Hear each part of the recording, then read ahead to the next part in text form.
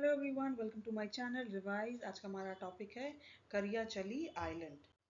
एक आइलैंड है कॉल्ड करियाचली। ये गल्फ ऑफ मन्नार में स्थित है और जो धीरे धीरे लुप्त हो रहा है, धीरे धीरे एक्सटिंक्ट हो रहा है। तो इसी के बारे में हम जानेंगे।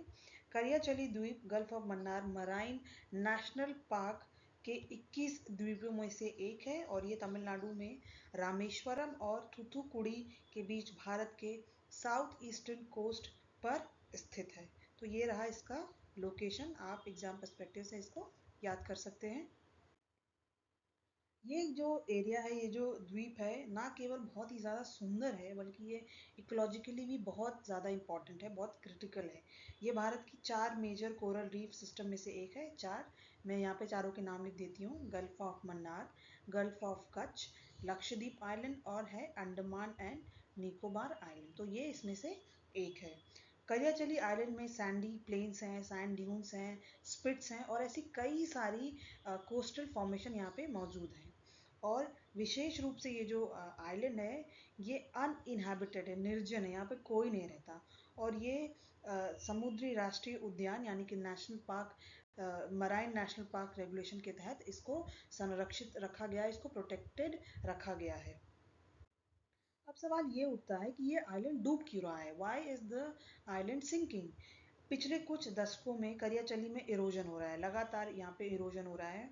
और हाल ही में आईटी मद्रास के ओशन इंजीनियरिंग डिपार्टमेंट ने एक स्टडी की और उसके अनुसार 1969 से इस आइलैंड के भूभाग में लगभग 70% तक की कमी आई है। उन्होंने इसके कुछ कारण भी गिनाए हैं, जैसा कि जलवायु परिवर्तन के कारण जो सी लेवल है वो लगातार बढ़ रहा है, लगातार कोस्टल इरोजन हो रहा है, कोरल रीफ का डिग्रेडेशन हो रहा है और जो लॉस ऑफ सी ग्रासेस हैं उनका भी काफ़ी, जो लॉस है वो सी ग्रास का काफ़ी ज़्यादा हो रहा है, काफ़ी तीव्र गति से हो रहा है। वैसे तो ये समुद्री जो लेवल है, जो सी बेड है, उसको काफ़ी मेंटेन करके रखते हैं। क्योंकि इसका क्षरण हो रहा है, क्योंकि इसका डिग्रेडेशन हो रहा है, तो जो कि उस पर आइलैंड पे एक नेगेटिव इम्पैक्ट डाल रहा है। उसके साथ ही कोरल ब्लीचिंग ने आसपास की लगभग 1/3 जो हिस्से हैं उसको भी प्रभावित कर दिया है। हम सबको पता है कोरल रीफ ओशन को किस तरीके से प्रोटेक्ट करके रखते हैं और जैसे जैसे अगर ये कोरल रीफ डिग्रेड होते हैं तो जो जो आइलैंड है वो टाइडल फोर्स के खिलाफ नेचुरल बैरियर के रूप में काम नहीं करता है, वो धीरे धीरे कम होने लगता है और इरोजन भी उतनी ही जल्दी होता है। अगर ऐसा होता रहे, अगर ऐसा होता ही रहा तो करियाचली जो द्वीप है वो 2036 तक पूरा गायब हो जाएगा।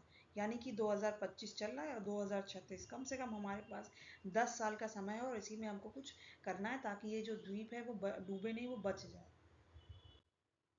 क्या किया जा रहा है? तमिलनाडु सरकार ने टीएन शोर यानी कि Tamil Nadu sustainable harnessing ocean resources के तहत एक डेडिकेटेड इंटरवेंशन किया है और इस जो ये योजना है इसको 2025 अगस्त से लागू किया जाएगा। इसके तहत कुछ इनिशिएटिव भी लिए जाएंगे, जैसे कि मराइन बायोडाइवर्सिटी का समर्थन करने और लहरों को रोकने के लिए आर्टिफिशियल रीफ मॉड्यूल्स लगाए जाएंगे और अंडर वाटर इकोसिस्टम के पुनर्निर्माण और सेडिमेंट को स्टेबलाइज करने के लिए सी ग्रास प्लांटेशन भी किया जाएगा और कोरल रिहेबिलिटेशन और समुद्री जो प्रजातियां हैं उनके संरक्षण सहित मराइन हैबिटेट्स की बहाली की जाएगी।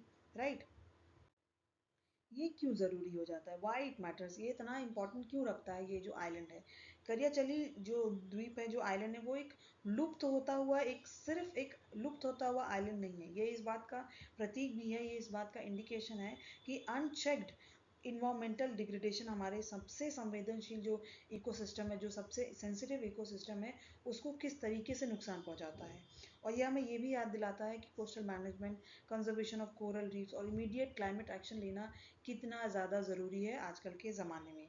यदि तमिलनाडु सरकार ऐसा कुछ कर लेती है, आइलैंड डूबने से बच जाता है, तो ये भारत और दुनिया में अन्य जो भी सेंसिटिव वल्नरेबल कोस्टल जोन्स हैं अक्रॉस इंडिया और वर्ल्ड, उसके लिए एक मॉडल बन सकता है, उसके लिए एक मिसाल बन सकता है। ज़रूर। तो आई होप आपको ये वीडियो पसंद आया होगा, तो प्लीज़ इसे लाइक कीजिए, कमेंट कीजिए, शेयर कीजिए और सब्सक्राइब कीजिए। Thank you so much.